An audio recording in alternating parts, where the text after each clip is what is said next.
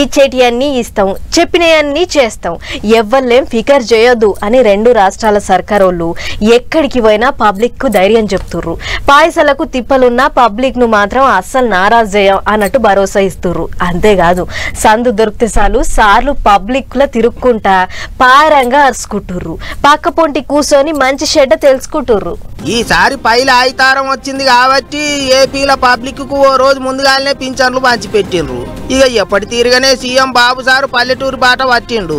పోయిన పైలికి నెల్లూరు జిల్లాకు పోతే ఈసారి అంబేద్కర్ కోనసీమ బాట పట్టిండు. చెయ్యేరుకు పోయి పబ్లిక్ కు పింఛన్లు పంచిపెట్టే యుగురం చేసిండు.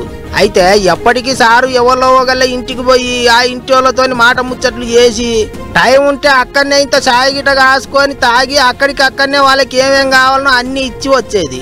కానీ ఈసారి మాత్రం డైరెక్ట్ స్టేజ్ ఎక్కిండు. పబ్లిక్ కు ముచ్చట్లు జోరుగా చెప్పిండు.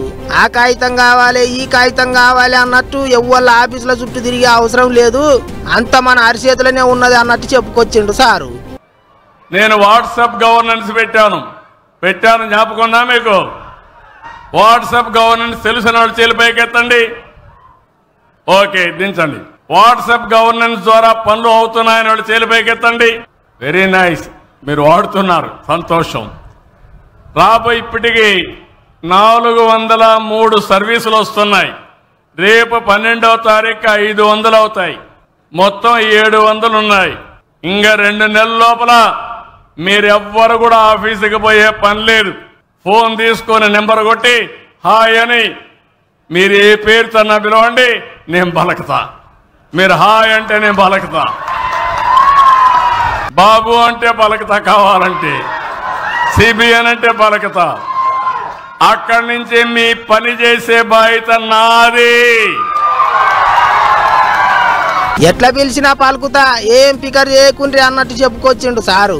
అంతేకాదు ప్రతి ఇంటికి పెద్ద కొడుకు లెక్క ఉంటానన్నాడు. కానీ నేను ఒకటే ఆలోచించా, నేను ప్రతి ఒక్క పెద్దవాళ్ళకి పెద్ద కొడుకుగా ఉండాలని నేను ఆలోచించి ముందుకొచ్చాను. ఈరోజు మీ పెద్ద కొడుకు ఉన్నప్పుడు మీరేమీ అధైర్యపడవలసిన అవసరం లేదు. నేను ఇచ్చే పింఛన్ వల్ల మీ కోడళ్ళు మీకు మర్యాద ఇస్తున్నారు, అవునా కాదా? గిట్లా చెయ్యేరులా అందరూ సప్పట్ల మూత మోగించేటట్టు మస్తు జోరుగా ముచ్చట్లు చెప్పిండు ముఖ్యమంత్రి. ఇగిదిట్లుంటే ఇంకో దిక్కు రాష్ట్రం అంతా కూడా ఓ రోజు ముందుగానే పింఛన్లు పంచిపెట్టిండ్రు. పెనుగొండల మంత్రి సవితక్క పోయి ఇంటికి పోయి తానే ఇంత ఛాయ కాసి అందరికి పోయి తాను ఒక కప్పు ఛాయ తాగి పింఛన్ పైసలు చేతులు పెట్టి పబ్లిక్ ఆపతి సాపత అడిగి తెలుసుకున్నది. తత్తిమ జిల్లాలో కూడా లీడర్లు ఇంటింటికి పోయి పింఛన్లు పంచిండ్రు. ఏమైతే పైల ఆయితారం వచ్చినప్పుడల్లా ఓ నాడు ముందే పైసలు ఇస్తాండ్రు అని సంబరపడతాండ్రట పబ్లిక్.